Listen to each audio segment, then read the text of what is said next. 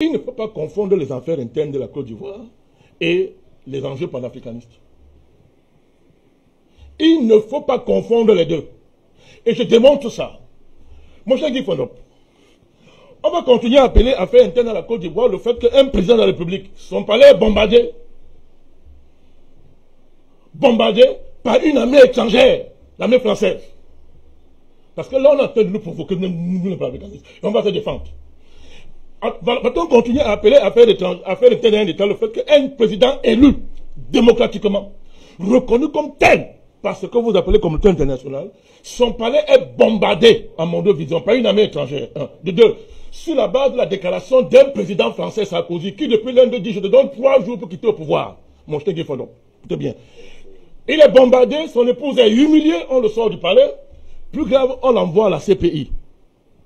C'est toujours une affaire interne à un État.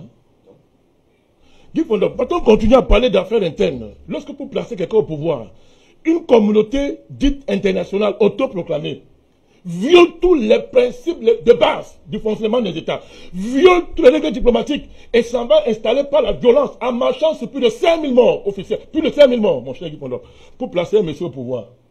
C'est toutes les affaires internes, ça. On nous demande de nous taire. Je ne me tairai jamais. C'est cela qui fait la spécificité du problème ivoirien. Et nous sommes là au cœur du panafricanisme. Si on ne comprend pas ça, tant pis. Il faut arrêter de faire croire au président de la Côte d'Ivoire qu'il est un homme exceptionnel, que l'État d'Ivoirien est un État d'exception dans le monde. Il faut arrêter ça. Ça ne marche pas comme ça. L'État ivoirien n'est pas un État exceptionnel, mon cher Guy Fondop, qui peut tout se permettre et demander à l'autre État de se coucher devant la grandeur de M. Ouattara. C'est inacceptable, mon cher Guy Fondop. Inacceptable. Pourquoi? Qui est le premier à se mêler des affaires intérieures de l'État? Maintenant, on va en parler. Guy Fondop. Quand M. Ouattara se mêle des affaires du Mali, c'est à titre de quoi? Non, je pose la question. Dites-moi au nom de quoi M. Ouattara se mêle des affaires internes au Mali, puisque ses positions ne sont même pas celles de la CEDEAO. Dites-moi. Dites-moi au nom de quoi il le fait. Dites-moi au nom de quoi M. Ouattara s'est mêlé des élections du Gabon. On a attrapé son conseiller spécial en train d'aller organiser la fraude au Gabon. Il ne le savait pas, il le savait. Voilà pourquoi l'État ivoirien n'attaque jamais Afrique Média. De face, nous avons les preuves. Nous ne disons rien ici qui soit faux. On a les preuves. Et ils le savent. Mon cher Guy Fondop. On parle de quoi? Lorsque la question de l'écho, lorsque un président décide que lui parle au nom de ses pairs, sans avoir reçu le mandat d'aucun de ses pairs, il détruit une dynamique trentenaire visant à construire la souveraineté monétaire d'une sous-région. Il met ses pairs devant les faits, parce qu'il est ami de M. Macron. Ça s'appelle quoi? On va se taire? Il faut se taire, mon cher Guy Fondop. Lorsque M. Ouattara se mêle des affaires de la Guinée-Conakry, j'ai les preuves de ce que je dis. Nous avons les preuves. Mais qui l'interpelle? Mais c'est quelle affaire ça où M. Ouattara a tous les droits en Afrique, il peut faire tout ce qu'il veut, on ne lui dit rien.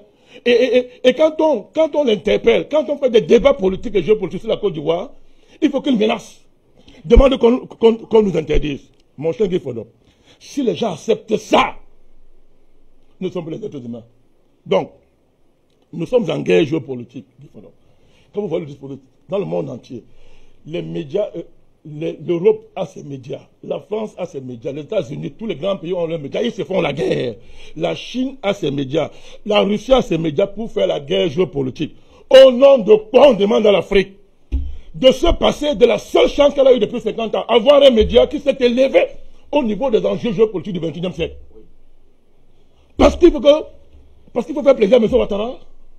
Non, monsieur, quand ça va à ce niveau-là, alors maintenant on est obligé de convoquer ici les esprits du panafricanisme. Chaque fois que le président Ouattara s'attaquera à Afrique Média, ça sera à ses dépens. Je l'ai dit ici, aucune force au monde ne fermera Afrique Média. Je le répète encore, aucune force au monde ne fermera Afrique Média. Et le fait que le président Ouattara lui-même ait décidé de faire d'Afrique Média sa cible, le condamne. Le condamne d'office. Ce n'est pas nous qui créons les troubles en Côte d'Ivoire. Ce n'est pas nous qui avons dit au président Ouattara de renier sa parole.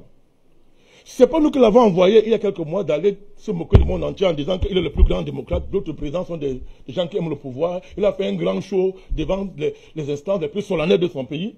Ce n'est pas nous qui avons dit de faire ça, Guy Fondop. Ce n'est pas nous. Et si on nous demande, Guy Fondop, de fermer les yeux, c'est ce qu'on est en train de faire aux Ivoiriens. Vous voulez que les Ivoiriens aient s'exprimer où? Quand on parle du peuple ivoirien, c'est une partie du peuple, bien on parle de tout le peuple ivoirien. Vous voulez qu'on se taise devant les femmes qui sont brûlées vives? Vous voulez qu'on se taise devant, n'est-ce pas, tous ces assassinats, tous ces crimes? Vous voulez qu'on se taise quand on arme les gens de matin pour tuer leurs frères? Et qu'on laisse aux Blancs le monopole de la défense des vrais droits de l'homme? Quand on tue une mouche, mon cher Guy Fondop, en Afrique, les Blancs se lèvent, Sarkozy, les États-Unis disent qu'on va aller sauver le pigeon là. C'est au nom de sauver les pigeons qu'on a tué Kadhafi. C'est parce qu'on voulait sauver les pigeons qu'on a liquidés, qu'on a voulu mettre la Syrie à feu et à sang. Pourquoi les Blancs, eux, l'Occident peut avoir le monopole de la civilisation, de l'intéressement aux droits de l'homme? Pourquoi c'est à eux de mobiliser ces choses-là au nom du droit humanitaire, de se mêler dans les affaires intérieures des États, au risque même de tuer des présidents? On les laisse faire. Et quand les Africains se lèvent, Guy Fondop, pour faire ce que l'histoire les oblige de faire, à savoir être panafricanistes, parce que nous avons les mêmes souffrances, les mêmes problèmes, la même histoire, nous avons le même sort, mon cher Guy Fondop. Pourquoi on nous demande, nous, de ne pas se mêler des affaires intérieures des autres États de la Côte d'Ivoire? Je suis Guy Fondop, je suis ivoirien. On a de quoi m'interdire, moi, d'être ivoirien. Et vous permettez à la France d'être plus ivoirien que moi? Dans mon continent, je suis ivoirien. Le président Ouattara, je vais le dire, il est burkinabé. Au nom de quel droit lui peut devenir président de la Côte d'Ivoire? Et moi, Balakani, je n'ai pas le droit de m'intéresser au sort de mes frères ivoiriens.